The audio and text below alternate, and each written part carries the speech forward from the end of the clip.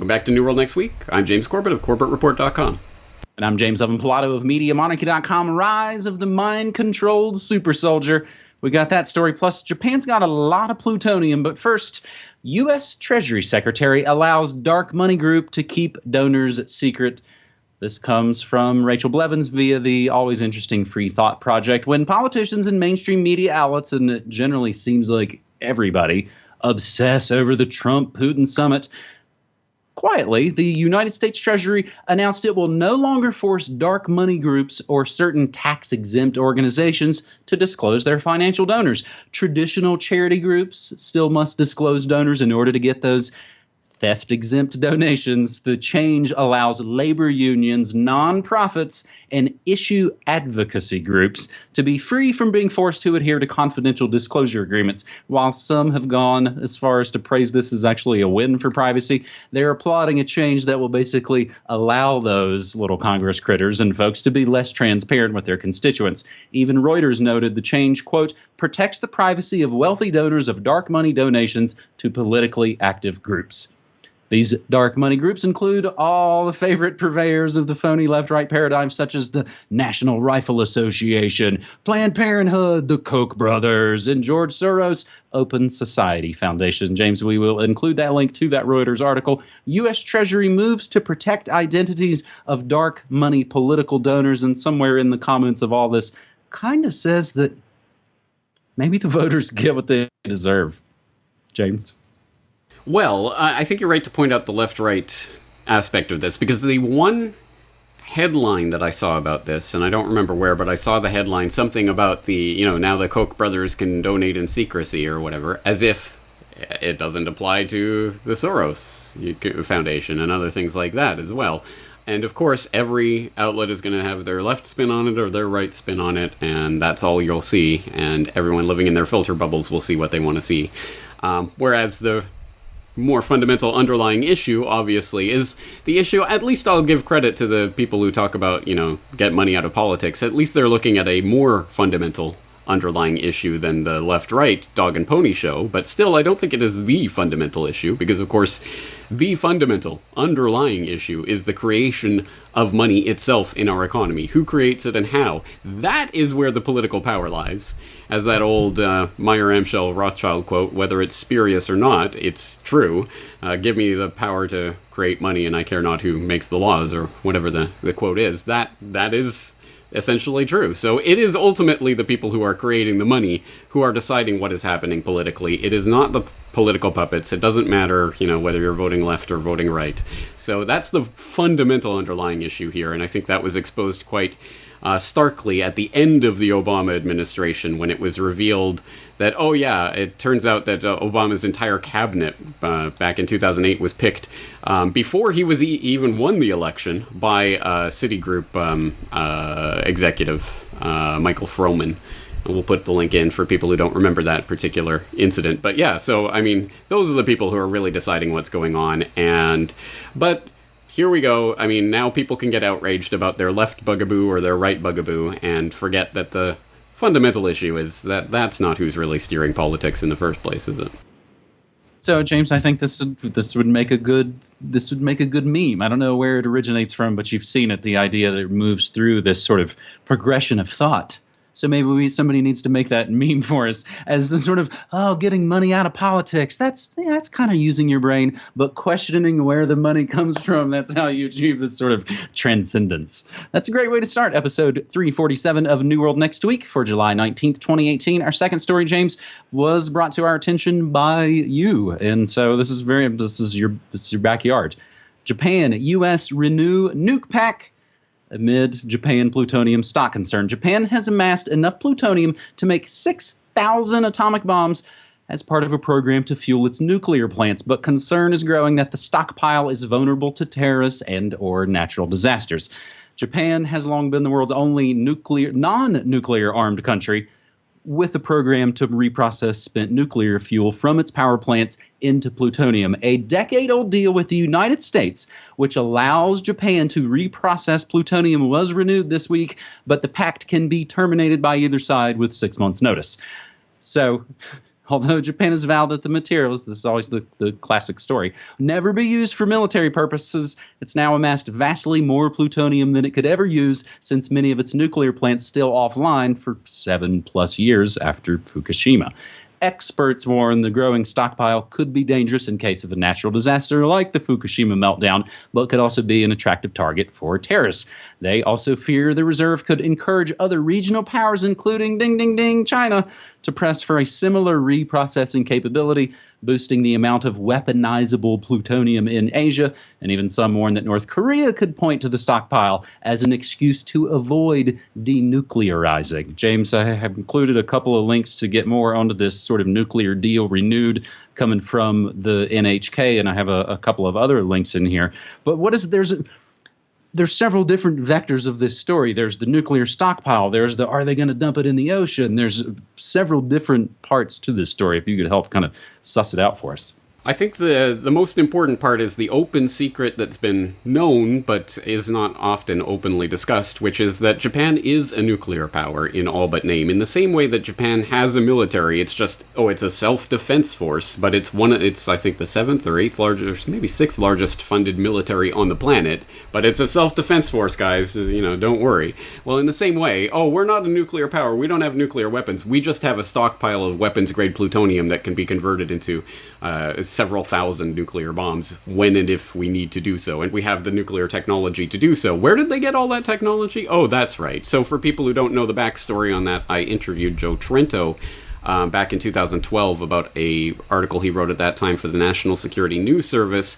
United States circumvented laws to help Japan accumulate tons of plutonium, talking about the completely illegal agreement that they had back from the 1980s onwards to help this big stockpile arise in the first place, to essentially make Japan a secret backdoor nuclear nation. Again, all they have to do is flip a switch, and their civilian nuclear energy program could be a military nuclear weapons program overnight if and when they need to. And that's been the open secret for a very long time, which is why it is concerning that obviously this pact that they have with the U.S. is going to continue, and the stockpile is presumably going to increase. The deal apparently is that when and if one of the sides of the this agreement don't like it, then they can say it's over, and 6 months from that point it will finally come to a close. But at this point, both the U.S. and Japan are happy for it to go on because, again, it's a way of keeping a low-key nuclear power in the region without it being a nuclear power. No, there's no nuclear weapons, guys, just everything you need to create a nuclear weapon overnight. So this is a fundamental underlying issue, and it bubbles to the surface here and there with stories like this every now and then, but no one ever seems to really connect that final dot. So let me hit you with a couple other points, a couple other questions here. This all essentially goes back to World War II, right? The whole idea that they're like, you're not allowed, you guys aren't allowed to have this stuff because as the way the spoils went to the victors is essentially World War II? Yeah, not only that, though. I mean, obviously, being the only nation to ever suffer nuclear bombings, nuclear weapons is very, very violently opposed by the vast majority of the population here. Never again, and all of that kind of stuff. So the Japanese government has always been very vocally anti-nukes, or against nuclear weapons. They embraced nuclear energy because the CIA was actually funding a lot of newspaper editorials and things in the 50s to get the Japanese public on board, and they were doing the Atoms for Peace thing and all of that. So Japan became a nuclear energy nation, but we hate nuclear weapons and we must abolish them from the face of the planet. Meanwhile, they were secretly doing all of these deals to allow, U.S. to maneuver nuclear weapons through the country against their nuclear pact and everything. There's a whole story about this, but essentially the Japanese government has always been two-faced on this matter. In public, we were against nuclear weapons, but in the back door, of course, they've always got that option on the table. So one of our tweeters that uses hashtag New World Next Week, and you, audience out there, can submit stories to be included here on New World Next Week using hashtag New World Next Week. One of our lone tweeters and one of our longest fans of the show, I believe, is in Japan. Oh, no, Hanzo.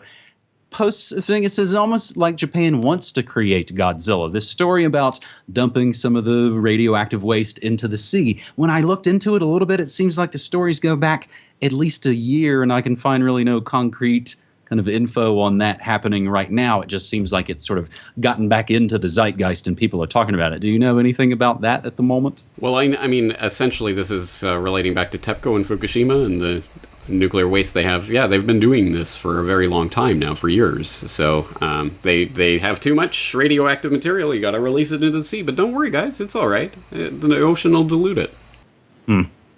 Well, the other point I suppose I can leave with or without comment, I think it shows what we had talked about in the story with China, but also with North Korea thaw, Japan downgrades missile alert level. So even sort of lowering some of the DEFCONs there, James. The announcement contrasts with long-term moves to increase Japan's missile defense capabilities. So again, kind of two-faced. Yes, as always, yeah. All right. Our third and final story here on New World Next Week takes us to what is always sometimes our closer story, the weirdness. The Pentagon wants to bring mind-controlled tech to troops. The ideas of humans controlling machines with their minds is, of course, boffo box office in the multiplex with all the sort of robot movies, but real life. DARPA, Defense Advanced Research Projects Agency, is selecting teams to develop a neural interface that would both allow troops to connect to military systems using their brainwaves and then let those systems transmit back information directly to users' brains. The next generation non-surgical neurotechnology, or N3, aims to combine the speed and processing power of computers with humans' ability to adapt to complex situations. In other words, the technology would let people control, feel, and interact with a remote machine as though it were part of their own body. DARPA began studying interactions between humans and machines in the 60s. So you think they're probably getting pretty good at it by this point. The technology that merges the two may sound far-fetched. The organization has already proved it's possible. The articles that we cite, and again, of course, everything that we say and mention in these shows, always linked down in the show notes, go through, of course, all the cyborg whiz-bang stuff that they've already created for guys. While this might fuel conspiracy theories about government mind reading and mind control, the DARPA docs claim this won't be the case. Scientists are only beginning to figure out how the brain's 100 billion neurons interact, so controlling those interactions is next to impossible. Instead, he said it's better to think of the N3 technology as a means to use a computer or smartphone without a mouse, without a keyboard, without a touchscreen. Gosh, this kind of reminds me a lot of your latest episode, James. Welcome to your driverless future, which we could talk about. You've had some kind of mixed reactions on. We'll talk about that second. But first, DARPA super soldiers. Yeah, well, there's certainly the DARPA connection there, as I did play that DARPA clip in that episode talking about the hackability of these driverless technologies. And here we have DARPA saying, hey guys, we're going to have these mind control technologies. I don't think that's quite the right way of saying that, or it's not the right implication. But for people who don't know, obviously, about the history of DARPA and what it does, I would direct people back to my DARPA Exposed episode of the Corbett Report radio program. But I did write specifically about this brain initiative research that they were doing back last year in my the Brain Chip Cometh article, which is highly relevant to this, talking about the various technologies. Also, incidentally, talking about Elon Musk and his craziness. So, again, a little bit ahead of the trend, thankfully. But absolutely, this is just one more link in the chain of what is becoming the interconnected everything. And one of the interesting points that people are making with regard to Welcome to Your Driverless Future is that this is the perfect excuse to put the RFID tracking chips in absolutely everything, in your clothes, in your car, in your everything, so that we can have better sensors and better collision avoidance and things when everything is automated. Well, this is just another aspect of that. Now that everything's got chips in it and it's being tracked, well, now you can also control everything with your mind. It'll be a nirvana, utopia that we can live in. Oh, it just means you'll have no privacy and you'll be potentially hackable yourself. But don't worry about that, guys. Convenience, convenience, convenience. It's always the rallying cry. So I guess my question is, it did seem like some of the reactions to the driverless future episode seemed like towards the end you that you maybe take it too far. And I'll actually admit, when I was listening to it myself, there were moments I was like, oh, come on, we've got a long time before that's going to happen. If it took 100 years to sort of set up the highway system, not only on the streets, but also sort of ingrained in us, wouldn't it take 100 years for it to go away? It could, but I don't think it's going to. Anyway, we'll find out. And 10 years from now, it'll be like my You're Being Gamed episode, where you look back and say, holy crap, I can't believe you were talking about that 7 years ago. I have a feeling that's what it's going to be like, but hey, we'll find out. We'll find out as we will continue to make New World Next Week episodes. We're coming up on our 9-year anniversary. Hey, I got an idea. How about a slight little bit of good news? That latest episode of my Good News Next Week series, Get Smart, Dump That Dumb Phone, plus some good news, which actually concerns Elon Musk, believe it or not, about Flint water filters and some real news laws. So that is actually up only for Media Monarchy patrons right now at patreon.com/Media Monarchy, trying to find some ways to sort of get people into the Media Monarchy community. And as I like to say at the end of these episodes, I stream news, music, and memes and more Monday through Friday, 9 to 5 Pacific time at MediaMonarchy.com/listen. James. All right. Talk to you later. Thanks.